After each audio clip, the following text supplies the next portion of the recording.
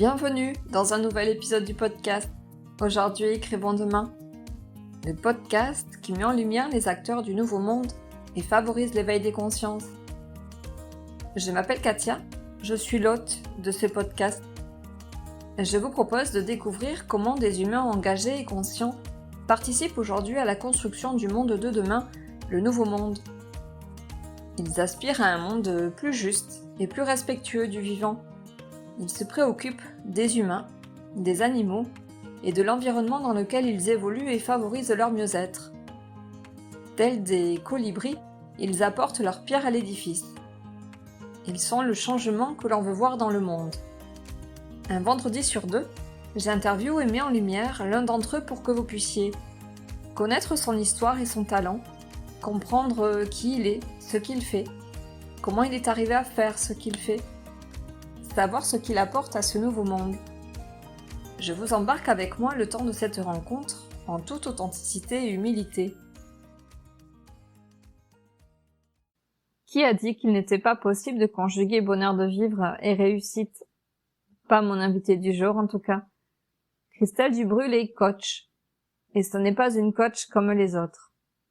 Parce qu'après l'obtention d'un doctorat en sciences de gestion, 25 années à enseigner la finance en entreprise à l'université en tant que maître de conférences, elle est devenue coach, success et happiness. Son créneau, ne pas se prendre au sérieux, jouer sa vie, être dans la joie. Formée en ludopédagogie et en psychologie positive, elle accompagne ses clients au changement grâce à une approche énergisante, ludique et intuitive. Sans oublier que le jeu, c'est sérieux. Et c'est parce qu'elle a elle-même vécu une grande période de transformation qui a bouleversé sa vie et expérimenté ses outils, qu'elle a voulu faire profiter aux autres de la puissance de cette approche à laquelle elle s'est formée. Je vous laisse découvrir cette interview enregistrée en toute intimité. Bonne écoute! Bonjour Christelle. Bonjour Katia. Comment vas-tu? Écoute, très bien. Ravie de te rencontrer aujourd'hui et d'être avec toi pour cette interview sur les acteurs du Nouveau Monde. Alors, qui sont les acteurs du Nouveau Monde pour toi? Derrière ce terme, j'imagine une grande catégorie de la population d'aujourd'hui, de tous ces humains qui se mettent en mouvement pour se reconnecter à qui ils sont vraiment, à être alignés avec leurs vraies valeurs, leurs besoins profonds, et à offrir aussi leur métier, ce qu'ils savent faire, leurs compétences, au monde d'une manière générale pour apporter du changement.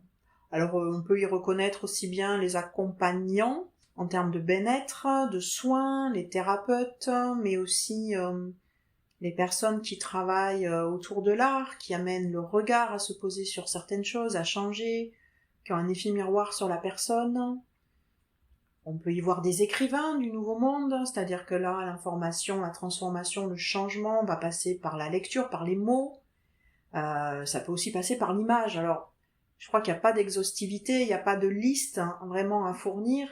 Ce que ça réveille en moi, c'est le changement et en quoi certaines personnes aujourd'hui, à travers leur métier, leur profession, leurs dons, leurs compétences, peuvent amener une transformation, un changement chez l'être humain. Et en quoi est-ce que tu penses, toi, pouvoir participer à ce changement de l'être humain et du monde qui l'environne? Parce qu'en toute humilité, je l'ai vécu aussi ce changement, ça a été un besoin très fort il y a quelques années, un espèce d'arrêt sur image sur ma vie personnelle et professionnelle où j'ai compris que je devais faire bouger les lignes.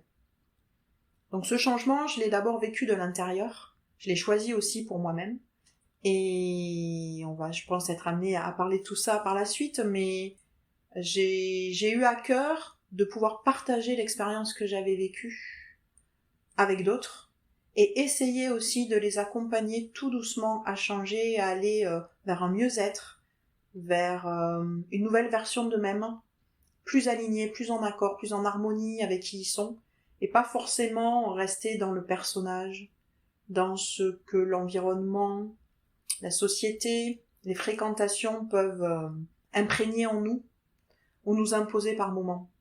Donc cette notion de changement, pour moi, elle est essentielle. le nouveau monde pour ça aussi, pour le changement. Alors, est-ce que tu nous racontes dès maintenant le changement que tu as vécu ou tu veux te présenter un petit peu à nous avant, en quelques mots, nous dire qui tu es? Alors oui, je peux me présenter, je pense que ça peut être un bon début. Donc je suis Christelle. Aujourd'hui, je suis coach en développement personnel et organisationnel. J'accompagne les particuliers comme les professionnels, comme les entreprises, puisque je travaille aussi bien en individuel qu'en collectif. Et la spécificité, le changement qui s'est fait, le choix qui s'est fait, a été à un moment donné d'amener plus de légèreté, plus de joie, plus d'engagement et de liberté dans la vie que je menais à l'époque. Je me sentais enfermée par plein de choses, contingentée. Et donc ce changement, je le vis il y a à peu près 4-5 ans de ça, où plus rien ne vibre en moi, sur le plan personnel et professionnel, et je suis presque comme arrêtée dans un élan. Perte de motivation, perte de sens, perte de repères. Et je sens que le moyen de dépasser cet état quelque part de léthargie, parce que c'est vraiment ce que je vis à ce moment-là, c'est d'apporter un changement essentiel et profond à ma vie. Et ça commence par d'abord un accompagnement que je souhaite physique, c'est-à-dire que le changement, je le vois à plusieurs niveaux, physique, mental, intellectuel, de l'esprit, de l'âme, voilà. Mais je sens que je ne peux pas aborder ce changement à tous les niveaux en même temps. Donc cette transformation, je la vis d'abord à travers une pratique. Je commence pour la première fois, je n'en ai jamais fait, à pratiquer le yoga. Ça me prend un peu comme une envie d'aller manger des fraises quand on est enceinte, un matin. Et c'est vraiment ce qui se passe. Je me réveille un matin en me disant j'ai besoin de prendre soin de mon corps, mais de prendre soin de mon corps différemment. De pratiquer autrement qu'à travers un sport d'endurance ou autre. Un sport qui va m'amener à quelque part me reconnecter à moi-même. Et donc je commence à pratiquer le Kundalini Yoga, qui est une pratique de yoga un petit peu particulière, qui amène à une introspection à travers le corps, mais en tout cas qui fait vivre des choses assez profondes. Et le premier changement, c'est celui-là. C'est que je redécouvre dans sa matérialité un corps que j'avais un petit peu oublié, parce que submergé, dépassé par le temps, par mes obligations de maman, d'enseignante engagée, de directrice engagée, voilà. Plusieurs métiers, plusieurs fonctions, tout commençait à se mélanger et créer beaucoup d'inconfort en moi. Donc d'abord, changement physique. Cette pratique, elle dure 5 ans, elle m'apporte énormément d'apaisement, beaucoup aussi de confrontation avec moi-même et avec l'extérieur, de remise en question, de recherche de l'équilibre. C'est une pratique qui est très engageante, le Kundalini Yoga, qui demande beaucoup de concentration, qui même me met en souffrance au départ, parce que les postures sont particulières, le travail sur l'énergie et le souffle est particulier, et ça m'a demandé énormément d'efforts, mais je sentais que c'était ce qui était juste pour moi à ce moment-là. Donc, je m'investis, je m'engage, je poursuis. Puis petit à petit, je dirais au bout d'1 an, 2 ans, donc quand mon corps commence à retrouver une forme de vie, c'est pour ça que les acteurs du vivant, ça me parle dans tous les sens du terme, et où je sors de cette léthargie, je sens que l'âme, l'esprit ont aussi besoin d'être accompagnés. Et donc là, je me tourne vers les thérapies comportementales brèves, la sophrologie, et je commence un processus d'accompagnement qui vont plutôt m'amener vers le lâcher-prise, vers le fait de prendre de la hauteur par rapport aux situations vécues, d'amener aussi de la douceur envers moi-même, de faire un peu baisser mon niveau d'exigence et de perfectionnisme, qui était un peu les moteurs de ma vie jusque-là. Et ces thérapies comportementales brèves et la sophrologie m'amènent assez loin, à la fois dans la connaissance de moi-même et dans quelque part une forme de guérison. Donc ce changement, ce deuxième changement, il n'est pas seulement à travers le corps, du coup il passe aussi à travers l'esprit, l'âme, Et puis le troisième changement, il passe par l'intellect, où là je sens que je suis arrivée à un niveau dans ma vie professionnelle, dans ma carrière, où ce qui avant générait de la curiosité chez moi, qui était un moteur très très fort, n'existe plus. J'ai le sentiment d'avoir fait le tour de beaucoup de choses, encore une fois en toute humilité, mais d'avoir été au bout d'un certain process, d'un certain chapitre. Et je sens que mon esprit m'amène vers un nouveau domaine. Et de manière fortuite, ou par une série d'informations qui se croisent, de synchronicités, de personnes rencontrées, j'arrive à découvrir la psychologie positive. Et donc je m'engage dans l'apprentissage de ce courant-là, qui est la psychologie positive, et je me forme très rapidement. Je le fais d'abord pour moi, pour amener ce troisième changement. Cette notion m'appelle, de psychologie positive, elle me parle, et je me forme en coaching avec donc une personne qui s'appelle Fatima Medjoubiter, qui a créé la méthode Joue ta vie. Donc ça déjà ça m'appelle, parce que la notion d'apprentissage par le jeu est quelque chose d'extrêmement énergisant pour moi, et nouveau, et je me dis qu'il y a quelque chose qui va certainement susciter chez moi un intérêt presque vital, que j'avais perdu, et qui va me remettre en mouvement. Donc je me forme à cette méthode et avec cette personne. Il se passe quelque chose d'assez incroyable, c'est-à-dire qu'en très peu de séances, je sens que la transformation, elle s'accélère. Donc tout ce que j'avais entamé sur le plan physique, sur le plan psychologique, avec la sophrologie, etc., les thérapies, prend une nouvelle forme et je passe à l'action. C'est-à-dire que là, tout ce qui était presque sous-jacent se transforme, se révèle, et je passe très rapidement à l'action et j'amène du changement de manière très concrète dans ma vie dès que je termine cette première formation de coaching Joue ta vie. Donc qui peut être joue ta vie de parent, joue ta vie d'enseignant, joue ta vie sportive, joue ta vie en collectivité, peu importe l'objectif. Et ça se passe tellement bien que j'enchaîne une deuxième formation avec la même personne, et cette fois-ci qui connecte profondément à ce que j'ai exercé pendant 25 ans, qui est le métier d'enseignante, dans l'enseignement supérieur. Et donc je suis une formation en ludopédagogie. Alors je l'ai déjà expérimenté de manière tout à fait intuitive dans mon métier à l'université avec des étudiants, en amenant du jeu dans mes enseignements, de la pédagogie active, de la pédagogie inversée, mais sans forcément y mettre un cadre, donc de manière un petit peu spontanée et pas forcément récurrente. Et grâce à cette seconde formation, je m'aperçois que les outils, en fait, je les avais déjà, mais que c'était la méthodologie, le cadre, la structure qui me manquait. Donc ça vient très utilement compléter ma formation en coaching, et je sens que j'ai franchi une étape à titre personnel, en termes de développement personnel, et peut-être pour commencer à transmettre, parce que je sens qu'il se passe des choses assez incroyables.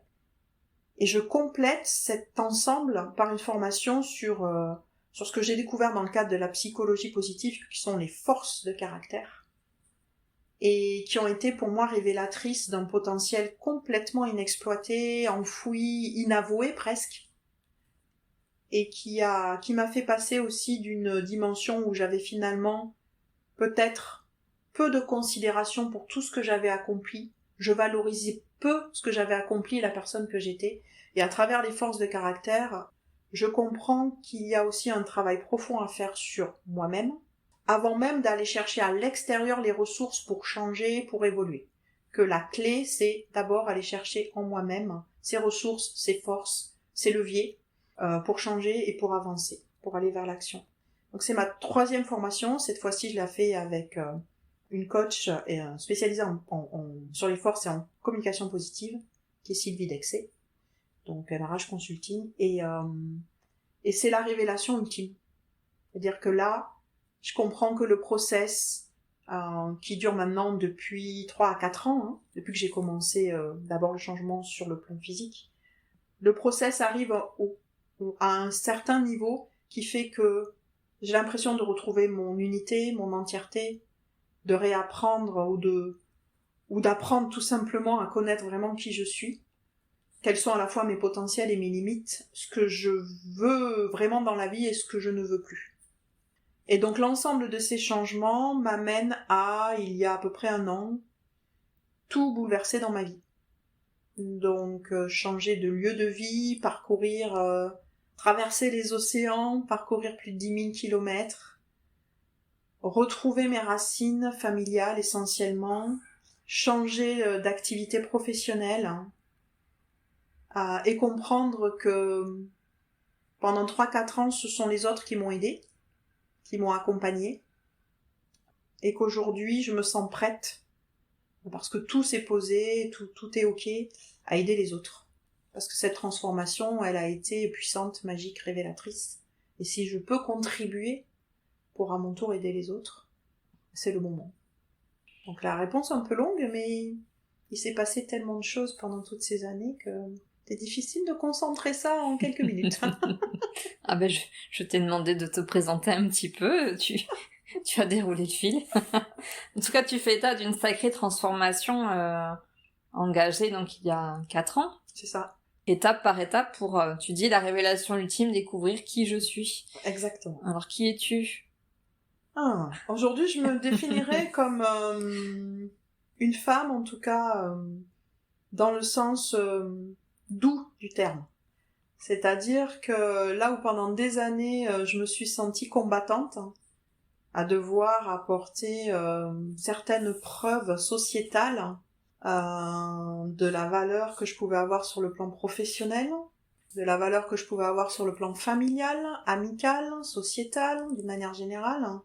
Aujourd'hui, quand je dis je me sens femme à part entière, ou je me sens être, au sens grand du terme, à part entière, c'est que j'ai plus rien à prouver, je n'ai plus à me demander si j'ai de la valeur ou si j'en ai pas. C'est plus ça en fait, l'objectif. C'est être aligné, être qui je suis, un être authentique en tout cas, je le souhaite. Si on est sur mes valeurs, je dirais, je pourrais me résumer en 4 valeurs, ce serait peut-être même plus prégnant que de parler de moi. C'est pas ça qui est le plus important, me semble-t-il, mais il y a 4 valeurs que j'ai à cœur de défendre dans qui je suis et dans ce que je fais. Il y a l'honnêteté et la sagesse qui pour moi sont des valeurs héritées, dans lesquelles j'ai été habituée à grandir et qui m'ont énormément nourrie, qui m'ont permis de garder un cadre, chemin. Et puis il y a le courage et l'engagement, qui sont des valeurs que j'ai appris plus tardivement, avec la maturité, avec les épreuves, avec les moments de doute, avec les moments de découragement, avec les moments parfois de phase down assez profonde. Et ce qui m'a aidé à rebondir, à être résiliente, c'est l'engagement et le courage. Donc, j'ai pas tant envie de dire qui je suis en tant que personne, mais en termes de valeurs, ça me parle bien. Donc je me reconnais bien dans ces 4 valeurs-là. Et qu'est-ce qui t'a aidé justement dans ces moments de découragement à pouvoir te réengager ? Qu'est-ce qui t'a donné du courage dans les moments difficiles ? L'humour, la joie, le jeu, la légèreté, le fait d'arriver à lâcher prise sans forcer les choses. C'est-à-dire que dans ces moments-là, ce qui a été important pour moi, c'est de me reconnecter déjà avec des personnes qui avaient cet élan, qui étaient dans la joie, qui étaient dans le cœur, qui étaient dans l'amour aussi, important, dans le respect, mais qui parvenaient à cheminer dans leur vie tout en gardant l'importance, une place juste à ce qui est important, mais sans se laisser dépasser par l'aspect parfois pesant, lourd, que l'on peut rencontrer sur le plan personnel ou professionnel, peu importe de quel côté, mais ça a été vraiment ça. Me reconnecter aussi quelque part à mon enfant intérieur, me rappeler de ce qui me faisait plaisir, de ce qui me faisait du bien, de quand j'avais été heureuse, quels avaient été les moments de ma vie où j'avais éprouvé de la joie, de la réussite aussi, quand est-ce que j'avais par le passé déjà dépassé des obstacles, surmonté des freins, des blocages. Et donc c'est vraiment ce qui m'a aidé systématiquement. Aucun modèle, j'ai pas lu de livres, j'ai pas forcément écouté d'interviews, de vidéos, etc. J'ai pas eu de guide ou de modèle. J'ai juste laissé parler ce qui avait besoin d'être libéré en moi, et c'était ça. C'était vraiment la légèreté, la joie et le jeu. Probablement ce qui a fait que je me suis orientée vers le coaching par le jeu. Et la ludopédagogie, parce que c'est ce qui m'a aidée moi. Tu parlais tout à l'heure de l'apprentissage par le jeu, j'ai pas pu m'empêcher de penser aux petits enfants qui apprennent aussi par le biais du jeu, qui font leur expérience de la vie aussi comme ça. Enfin, Ce qui est très surprenant et puissant à travers le jeu, c'est que on laisse de côté le personnage. Alors ce que tu dis est très juste parce qu'un enfant, il n'a pas de personnage. alors quand tu parles de personnage, tu fais référence à quoi? Le personnage, pour moi, c'est le rôle, quelque part, que l'on joue. Donc le personnage dans lequel on se glisse. Pour arriver à construire sa vie, en tout cas c'est ce que l'on croit, ce que j'ai cru pendant longtemps, pour arriver à construire sa vie en regard des valeurs que l'on a reçues, en regard des croyances, qu'elles soient aidantes ou limitantes, en regard de la société, de ce que l'on croit être juste pour nous et bon pour nous, en regard de notre éducation. Donc c'est peut-être une forme d'enveloppe dans laquelle on se glisse pour que la vie soit plus douce et plus lisse. Parce qu'à mon avis, quand on commence à cheminer, à se connaître un peu mieux, est une forme de protection, mais nous éloigne de notre être véritable, de qui on est. Donc ce que j'ai pu moi expérimenter et que j'observe aussi quand j'anime des ateliers de coaching collectif par le jeu ou quand je coach en individuel, c'est que la personne, en jouant, elle s'éloigne de ce personnage ou peut-être même de cette forme de protection qu'elle a mis en place, de cette carapace, et elle se reconnecte à sa véritable intention, à qui elle est, et parfois même à son enfant intérieur, parce que ça amène ce côté ludique, ramène aussi à des situations qu'on a vécues parfois très légères, très amusantes dans l'enfance. Donc c'est ça qui moi m'anime aujourd'hui et m'énergise. C'est j'oublie presque entre guillemets mes obligations, le bienséant, le bien pensé, le bien... Non, c'est pas grave si c'est pas bien, c'est pas grave si je fais mal, j'ai le droit de me tromper aussi.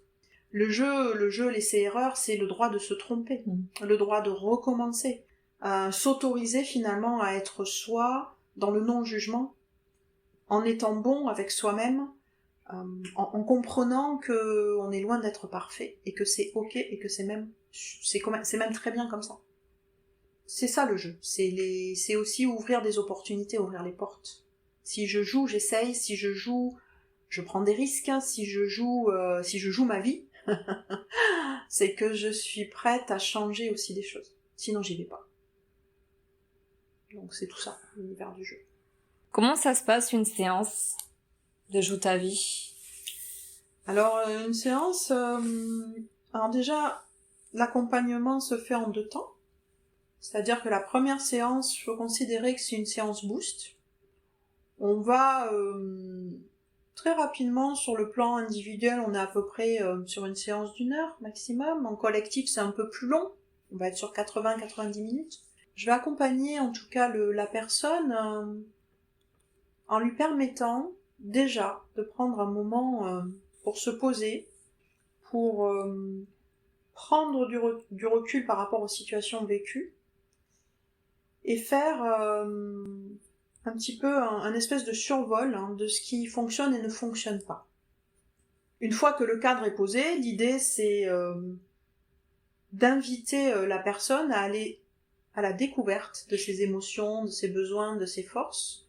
Donc quelque part, de faire un petit peu le tour d'elle-même, et sur elle-même aussi, les deux sont possibles, pour essayer de voir en quoi les situations vécues sont soit des éléments moteurs, soit des freins et des blocages. On travaille beaucoup dans les séances sur les freins et les blocages, sur les croyances limitantes, sur ce qui va créer de l'inconfort. Ce qui est important sur cette première séance, c'est de permettre à la personne accompagnée de dédramatiser les enjeux, de prendre de la hauteur et finalement de se remettre tout doucement en mouvement. Les freins et les blocages, les croyances limitantes ne créent pas qu'une espèce de léthargie un petit peu psychologique ou intellectuelle. Elles créent aussi beaucoup de freins dans le corps, de manière physique. Et à travers le jeu, donc de façon kinesthésique, en manipulant des cartes, en manipulant beaucoup le visuel, beaucoup les couleurs, les mots, la parole, en libérant la parole, à travers l'écriture, à travers des fiches actions, eh bien la personne va tout doucement de nouveau entrer en contact avec qui elle est, mais qui elle est véritablement, et finalement, tout doucement, aller chercher les forces, les potentiels et les ressources qu'elle a en elle, pour passer à l'action et surmonter les obstacles. Donc ça, c'est la première séance. On laisse toujours un temps de manière... comment je pourrais appeler ça ? Réfléchi, en tout cas, avec la personne accompagnée, pour que tout ce qui a été posé lors de cette première séance puisse être intégré, infusé. On laisse infuser le sachet de thé, j'aime bien cette expression, et on laisse en général 15 jours à 3 semaines avant une seconde séance qui va être une séance de débrief, entre guillemets, sur les actions ou sur l'action menée, sur ce que la personne aura expérimenté, sur ce qui aura bougé en elle et autour d'elle, sur ce qu'elle aura appris, sur ce qui aura changé, sur les bonnes surprises qui seront arrivées en chemin. Et en l'espace finalement de 2 séances qui sont relativement courtes, d'1 heure ou d'1h30 grand maximum, chacune, il y a déjà une première transformation qui opère. Moi je l'observe, suite aux différents coachings que j'ai pu mener, auprès de différents corps de métier, et quels que soient les âges des personnes que j'ai accompagnées. Je précise que j'accompagne par contre que les adultes, voilà, parce que c'est effectivement avec ces personnes-là, voire les seniors même, ou personnes âgées, avec lesquelles je me sens aussi particulièrement connectée. Je voulais te poser la question justement, Oui. à qui pouvait bénéficier de tes séances Elles sont vraiment destinées à une catégorie d'âge assez large. On peut commencer à accompagner avec la méthode Joue ta vie dès l'âge de 8 ans. Je précise que c'est une méthode qui est labellisée par le ministère de l'Éducation nationale, des solidarités et de la santé, et qui s'appuie sur des approches reconnues comme la CNV, les neurosciences, les thérapies comportementales brèves, et bien d'autres fondations aussi qui ont construit la psychologie positive. Et que c'est une méthode qui est utilisée à la fois dans le domaine de l'éducation, de la santé, dans les ressources humaines, donc qui a déjà fait ses preuves à travers le monde. Ce qui est important, c'est après le choix que moi j'ai été appelée à faire. C'est-à-dire que travailler avec les enfants, les adolescents ou les jeunes adultes faisait pas écho. C'est-à-dire que ce qui vraiment me suscitait ma curiosité, c'était des problématiques davantage liées à la maturité et parfois au fait que l'on s'impose sans le vouloir certains carcans psychologiques, sociétales, culturels, éducationnels. Je sais pas, des fois j'invente des mots, j'aime beaucoup ça d'ailleurs. Ça me plaît beaucoup dans ma liberté de penser et d'agir. Et donc j'avais vraiment besoin aussi de travailler sur des personnes qui avaient eu un parcours de vie déjà rempli de choses, riche de différentes choses. C'est ça qui m'appelait, vraiment. Et d'aller dénouer les nœuds, c'est pour ça que j'ai aussi été amenée à travailler avec les adultes et à accompagner même des personnes âgées, retraitées, actives, engagées dans plein de choses, notamment dans l'associatif, mais retraitées, donc avec d'autres problématiques que des adultes actifs ou voilà, en activité. C'est ce que on peut dire essentiellement sur la méthode.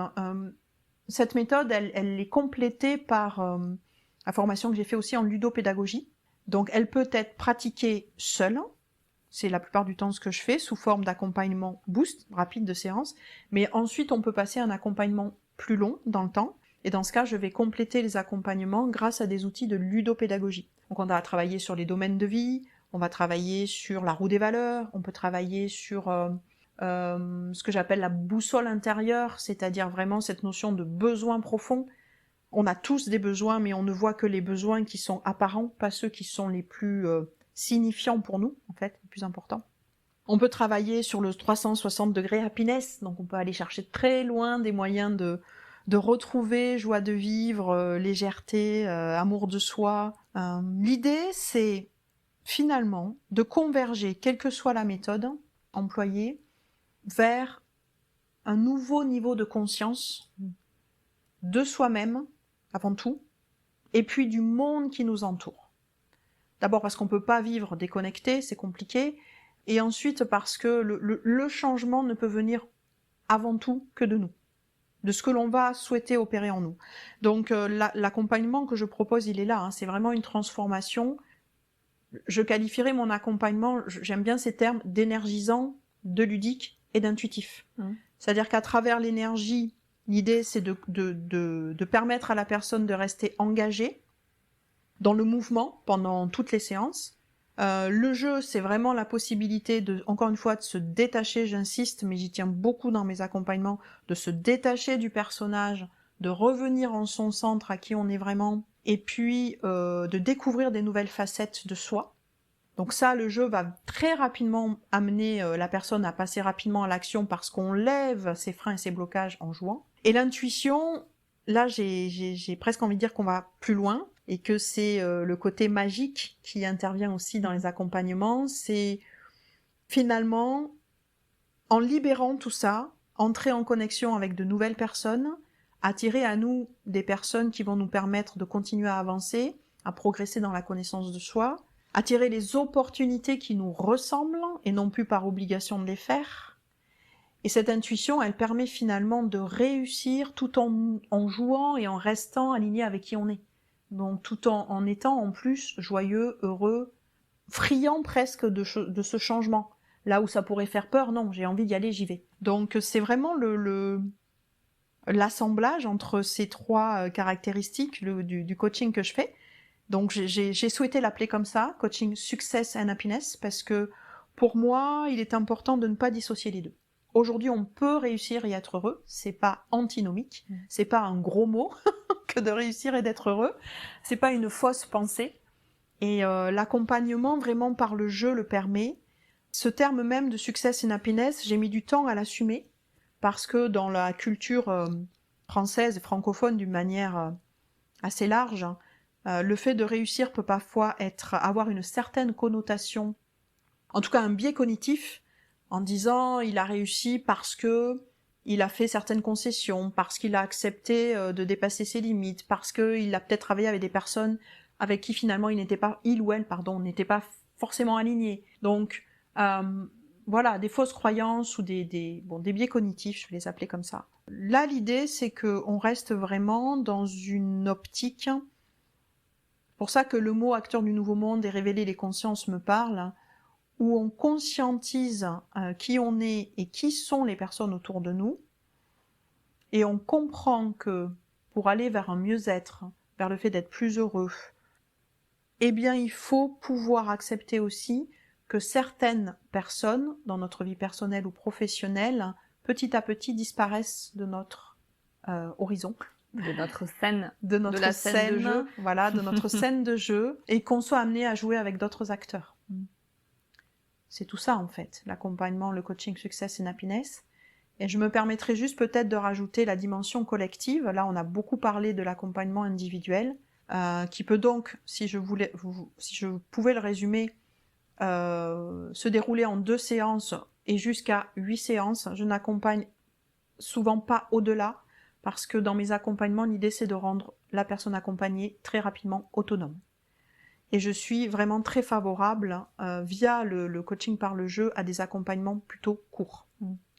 Dans le collectif, ce qui est très grisant, énergisant, puissant, c'est que le jeu va vraiment remettre tout le monde en mouvement, et que dès qu'une personne se met en mouvement dans un groupe, ça a un effet, ça décuple en fait les effets du coaching collectif. Ça va entraîner toutes les autres personnes qui sont présentes dans le propre jeu de celui qui est en train d'être acteur, de jouer, puisqu'on fait beaucoup d'échanges pendant les séances, sur les émotions, les besoins, les forces, sur ce qui est ressenti, comment les gens perçoivent cette situation-là de coaching ludique.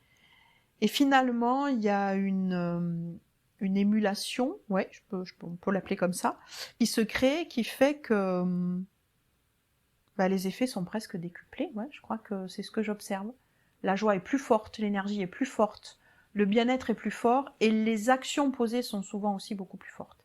Et en accompagnement collectif, en atelier boost, on est sur 2 séances. En accompagnement collectif en entreprise, organisation, institution, enfin donc, tout ce qui peut porter en fait du personnel, des équipes, une direction, etc. On peut être sur des accompagnements de 1 à 4 jours étalés dans le temps, avec toujours un démarrage sur le coaching boost pour remettre du mouvement dans les équipes, dans le collectif. Voilà, j'espère avoir été claire.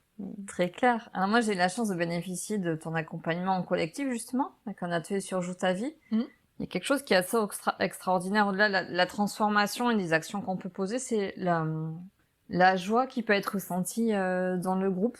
Comment t'expliques qu'on puisse avoir autant de joie, presque euphorique? On en discutait un peu en aparté.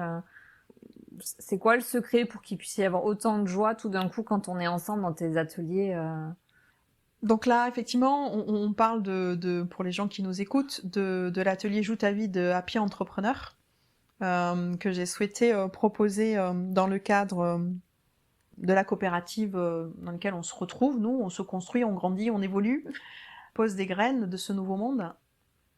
Je pense que ça tient à 2 choses. La première, c'est que les personnes qui viennent en atelier collectif, elles l'ont choisi. Donc elles se sont choisies pour s'accorder à ce moment-là un temps pour elles-mêmes, parce qu'elles comprennent ou elles ont compris que changer, avancer, se transformer, c'est aussi à un moment donné se donner l'occasion, la chance de pouvoir le faire, et peut-être de le faire de manière différente. C'est clairement annoncé dès le départ, ça va être une approche ludique. Ce qui fait que j'ai le sentiment que la personne qui vient en atelier, elle est déjà dans cette énergie du jeu, elle est déjà effectivement dans une projection où elle se dit « Waouh, enfin un accompagnement où je vais poser les choses, mais il y a pas d'attente, il n'y a pas de résultat à atteindre, il n'y a pas d'objectif à atteindre. Je viens découvrir, je ne sais pas du tout ce qui m'attend, en quelque part, si ce n'est que je vais le faire en jouant. » Donc je pense que déjà, la personne qui vient aux ateliers, elle s'est, sans le vouloir forcément, auto-conditionnée pour être dans le jeu, pour que ce soit léger. Donc arriver avec le smile. Ensuite, la deuxième chose, c'est peut-être ce que je véhicule naturellement. Je me suis aperçue, en traversant ce besoin fondamental de changer il y a 4 ou 5 ans, que ce qui m'avait cruellement manqué, alors que c'était enfoui en moi, la joie de vivre, la légèreté, la bonne humeur, l'humour, cette espèce de dérision, de prise de recul, de parler aussi bien, qu'est-ce que je pourrais nommer d'un peu foufou, parce que j'aime bien cette expression foufou, de parler aussi bien d'autres dimensions, d'autres mondes, de quoi d'autre, d'énergie dans le subtil, de tout ce qui nous dépasse en fait, et qui en même temps a de l'importance dans nos vies, en tout cas elles en ont dans la mienne. Et je me suis aperçue que je ne pouvais pas atteindre tout ça, parce que j'étais enfermée dans ce côté très responsabilisant de l'adulte d'aujourd'hui, très presque contraignant, limitant, lourd, et que j'avais oublié qui j'avais été aussi, ou qui j'étais tout simplement, en tant que personne complète et entière. Christelle, elle a été aussi une enfant très heureuse, très joyeuse, bien entourée, dans une famille aimante, très tournée vers le jeu d'ailleurs, très petite. Donc du coup, j'ai compris à ce moment-là que retrouver cette partie de moi avait impulsé le changement. Et donc moi, quand j'arrive en atelier, j'ai pas besoin de le préparer, c'est inné chez moi en fait. Même quand moi je franchis la porte de la salle de l'atelier, je suis en joie tout de suite. Mais dès la veille, je suis en joie. Dès les jours qui précèdent l'atelier, je suis en joie, je suis en énergie. Parce que ce que je vois, c'est ce que je vais pouvoir transmettre aux gens qui viennent. Et j'ai hâte, je suis friande même, en appétit de voir la transformation qui va s'opérer chez eux. Et ce que j'observe, c'est que les sourires, la détente, le lâcher-prise et les illuminations, les idées, les actions arrivent très vite. Je pense que c'est une belle combinaison des deux. C'est à la fois ce que j'amène en séance parce que j'ai enfin libéré qui j'étais vraiment et je l'assume pleinement. Donc il m'arrive en séance, je pense que tu l'as expérimenté aussi avec d'autres, il m'arrive en séance effectivement d'avoir des idées parfois un petit peu farfelues qui vous amènent à vous dépasser de la bonne façon. Et si vous aviez une baguette magique, et si vous étiez un personnage de bande dessinée, qu'est-ce que vous aimeriez incarner? Si vous aviez le pouvoir de changer de main, qu'est-ce que vous feriez? Parfois, j'amène effectivement les personnes qui m'accompagnent dans un monde différent, qui rejoint le monde de l'imaginaire. Alors on peut aller à penser le monde Peter Pan, etc. Peu importe, on pense qu'on veut. C'est vraiment lâcher son personnage limitant. Je reste ancrée là-dessus, quoi. Et oser, être audacieux, oser, rêver. Ouais. C'est vrai que ça, j'arrive en séance, je suis là pour ça. Je suis là pour booster chacune à se révéler à lui-même ou à elle-même de manière spontanée. Et peut-être aussi en amenant beaucoup de bienveillance, en amenant les personnes aussi dans la confiance. C'est presque un cocon, c'est-à-dire que quand on vient en atelier, il va y avoir un travail profond qui va se faire. On est quand même, il faut pas l'oublier, sur des outils ludiques, mais construits sur des outils de thérapie comportementale, bref, de ludothérapie. Donc, on est sur des outils profonds qui vont bouleverser, faire bouger les lignes. Et donc, ma posture de coach à ce moment-là, elle est aussi extrêmement enveloppante, bienveillante, aimante, respectueuse, bien entendu, mais c'est de créer aussi cette zone de confiance, quelque part, où le coaché, même en étant en groupe, va se sentir suffisamment rassuré pour lâcher des choses et libérer des choses. On partage beaucoup en atelier, tu l'as vu, je demande souvent aux personnes qui le souhaitent, bien entendu, de partager les émotions, les besoins, les forces, et ça tient quand même à l'intime parfois, donc c'est pas toujours facile, et elles le font naturellement. Je pense que c'est ça la clé, c'est aussi de créer un lieu finalement extrêmement apaisant et non jugeant. Oui, j'ai envie de dire, et où tout est permis aussi, et où on se prend pas au sérieux, même si on parle de choses finalement très sérieuses. Quand on parle de problématiques, d'émotions, de force, on aborde quand même des choses aussi très intimes et très sérieuses, mais on se prend pas au sérieux, et l'air de rien, on se met au travail. Dans la bonne humeur. Dans la bonne humeur, et rapidement. Pour avoir participé aux 2 ateliers, effectivement, il y a une transformation extrêmement rapide qui se fait, poussée et portée par le collectif, qui est assez impressionnante. Tu parlais de magie, il y a quelque chose de magique dans ce qui peut se passer, se vivre. Je crois que tu as employé les bons mots, c'est se permettre de s'autoriser à être soi, l'espace d'un moment où on est vraiment dans un cadre, parce que ce qu'il faut pas oublier, c'est que la méthode et le jeu fournissent un cadre aussi, structuré. On se sent à la fois accompagné et en même temps libéré, ou libre plutôt, de pouvoir s'exprimer avec des regards bienveillants.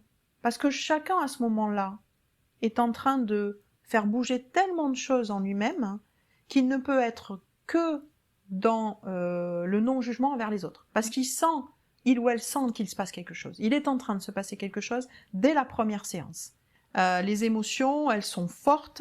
Ça peut aller, ça me crée de la joie, comme ça me crée de la tristesse, ça me crée un mal-être profond, je me sens en colère, je me sens dépassée, et très vite, les émotions négatives viennent se poser sur le papier, sur la fameuse fiche, la fiche action.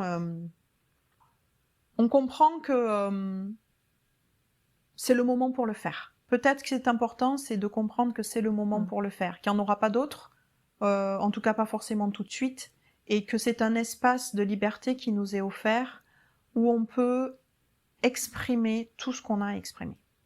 Et c'est la puissance, je pense, de ces ateliers, Success and Happiness, c'est pour ça que je les ai appelés aussi comme ça, c'est qu'on va tout doucement se réconcilier avec la réussite et le succès, sans que ce soit un vilain mot, sans que ce soit, sans qu'on s'en sente incapable, sans qu'on se sente pas légitime pour... Ou coupable, Ou j'avais envie de coupable. dire, peut-être aussi, ouais. Ouais, ou coupable, hein, c'est un très juste mot, oui, Katia, ou coupable. Hein. Je pense qu'à ça, en fait, quand je pense aux ateliers, il y a... Je crois que les âmes se libèrent, hein, si je peux me permettre d'aller jusque-là. Je crois que oui, puisqu'on est en train de parler des acteurs du Nouveau Monde, donc je me sens OK avec ça. Les âmes se libèrent au-delà même de l'esprit. C'est notre être profond qui se révèle à nouveau. Qu'on a toujours été, on l'est toujours, mais... Et ça, c'est magnifique de le voir, déjà. On est entre 10 à 12 personnes par atelier, donc pour moi, c'est très puissant, parce que je vois les visages, en fait. Les expressions changent sur les visages, déjà. Et ce que tu disais est très juste, c'est que l'énergie porte tout le monde. Voilà. Donc d'ailleurs, c'était un challenge de vous canaliser la dernière fois, parce que tout le monde était en... C'était le deuxième atelier, la suite du premier, il s'était passé beaucoup de choses. On a parlé de vos pépites et de vos cailloux, de ce qui vous avait à la fois énergisé et bloqué en tant qu'entrepreneur dans vos projets. Et il y a eu beaucoup plus de pépites que de cailloux. Et le fait de partager vos pépites en séance les uns avec les autres, ça a été merveilleux. De voir que les personnes qu'on connaissait ou pas d'ailleurs, dans ces ateliers ouverts à tous, tout le monde peut se retrouver et venir. Mais chacun avait posé des choses, avait avancé, avait transformé des pratiques, des habitudes, et était en train de prendre conscience durant l'atelier du parcours et du chemin accompli en l'espace de 3 semaines. Et quand vous vous êtes aperçu de ça, le fait de le partager, ça a rendu vos pépites tellement belles, tellement en présence surtout. Ah, j'ai accompli ça en fait. Il s'est passé ça en 3 semaines. J'avais pas du tout mesuré qu'il s'était passé ça en 3 semaines. Oui, de l'objectiver. Oui, en fait, vraiment de de lui prendre donner... conscience de tous les mouvements qui s'étaient engagés, de comment ça s'était concrétisé dans la matière. De leur donner de la valeur, surtout, tu vois, de leur donner de la valeur, de comprendre que les cailloux qu'on a pu avoir dans nos chaussures, c'est ce que j'ai employé comme expression lors de l'atelier, qui nous ont parfois empêchés de marcher correctement, d'aller vers notre objectif, de trébucher, Ils étaient là pour nous transmettre certains enseignements, mais c'était pas ça le plus important. Le plus important, c'est tout ce qu'on a gagné, appris, transformé, parce que pendant ces 3 semaines, on a gardé quelque part l'énergie, la joie, l'envie de transformer les choses. Ça, c'est la magie du premier atelier, quoi. C'est le coaching Joue ta vie, pour ça, il n'a pas de limite. D'ailleurs, on dit qu'on peut relancer les dés autant de fois que l'on souhaite sur différents domaines de sa vie, et on peut rejouer le jeu, donc il n'y a pas de limite. Où est-ce qu'on peut te trouver? Comment est-ce qu'on peut se connecter à toi? Sur quel réseau? Comment, si on veut te contacter? Alors en présentiel, j'interviens principalement dans la région sud des Landes et le Pays Basque, autour de la principale zone, c'est autour de Bayonne, Biarritz, Anglet, et puis tous les environs. J'interviens aussi en distanciel, donc pas de souci pour les accompagnements en individuel et en collectif à distance. J'ai été formée sur les 2 méthodes, présentiel et distanciel, et j'ai expérimenté les 2 méthodes. Les canaux les plus faciles pour me trouver sont essentiellement référencés sur LinkedIn, puisque j'ai une page effectivement sur LinkedIn où je suis la plus active, parce que j'ai beaucoup de connexions avec mon réseau et avec d'autres professionnels qui sont dans le même métier que moi, ou d'autres acteurs du Nouveau Monde. Et on peut me trouver aussi sur mon site internet, donc www.christelledubrul.com. C'est là où vous allez trouver le plus d'informations sur comment je travaille, ce que je fais, quelle est la caractéristique de mes accompagnements.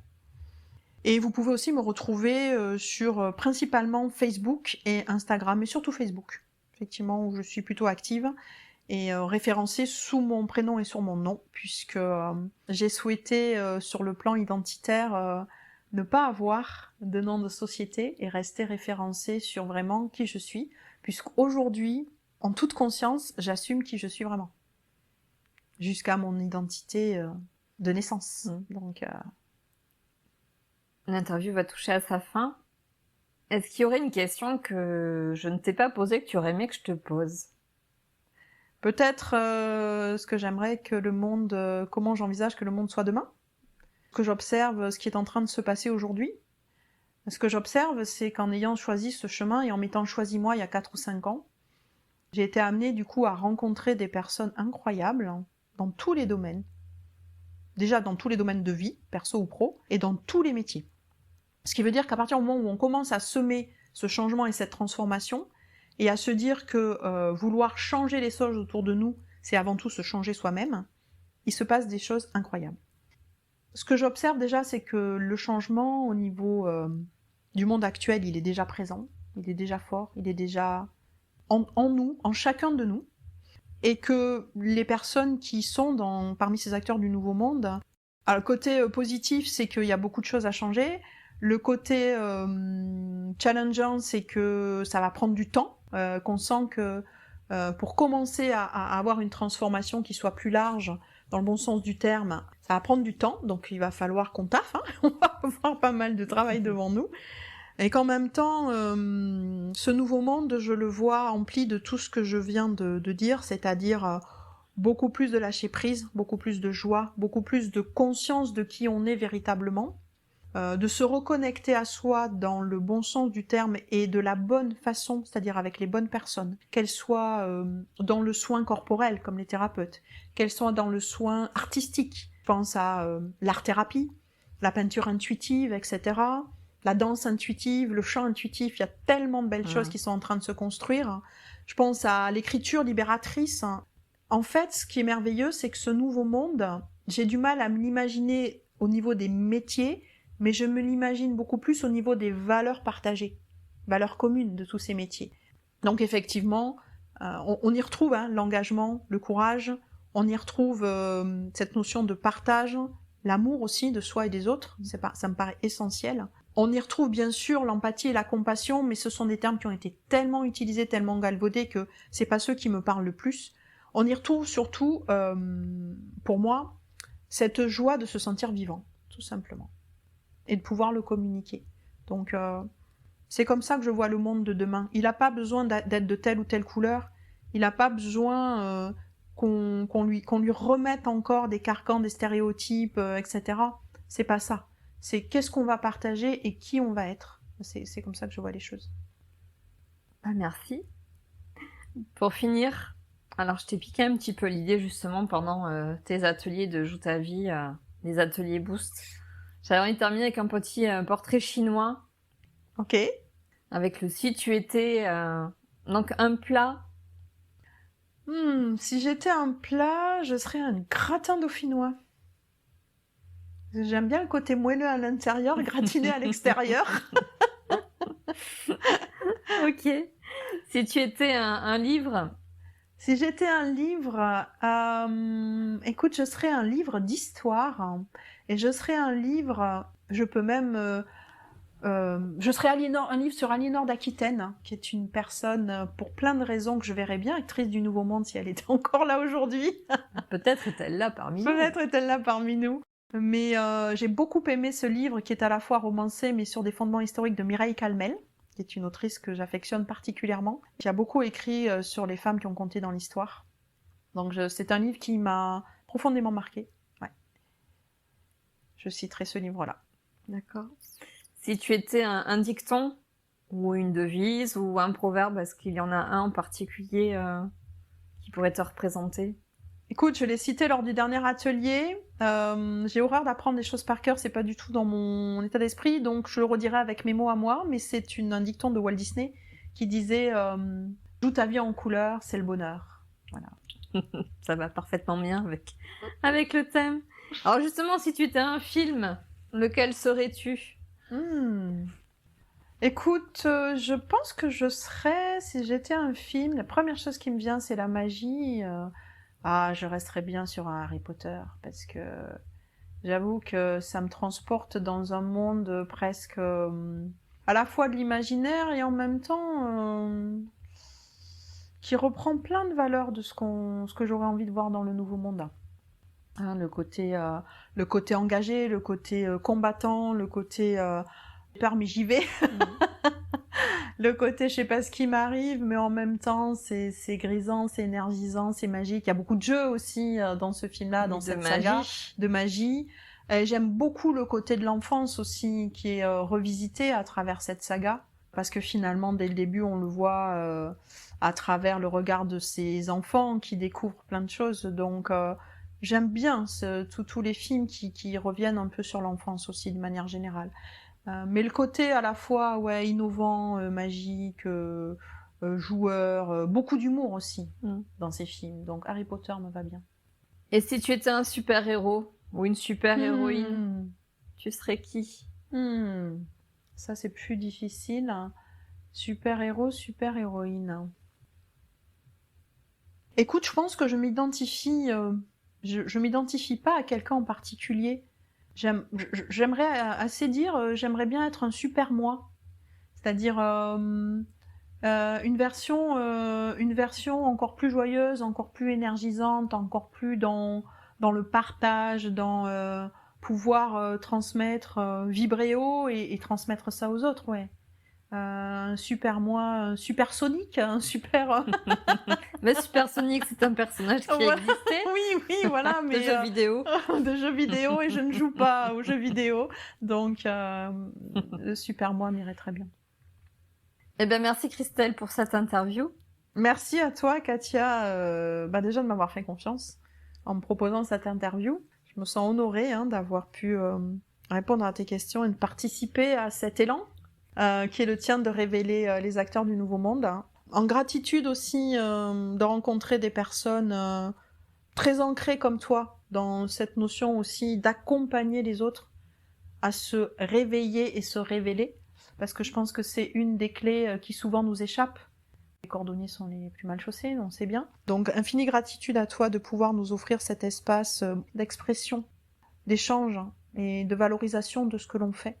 Donc je me suis sentie vraiment très à l'aise, donc merci à toi pour... On aurait pu continuer encore des heures à partager comme ça. Ce sera l'occasion de se revoir une prochaine fois pour poursuivre. Avec grand plaisir, Katia.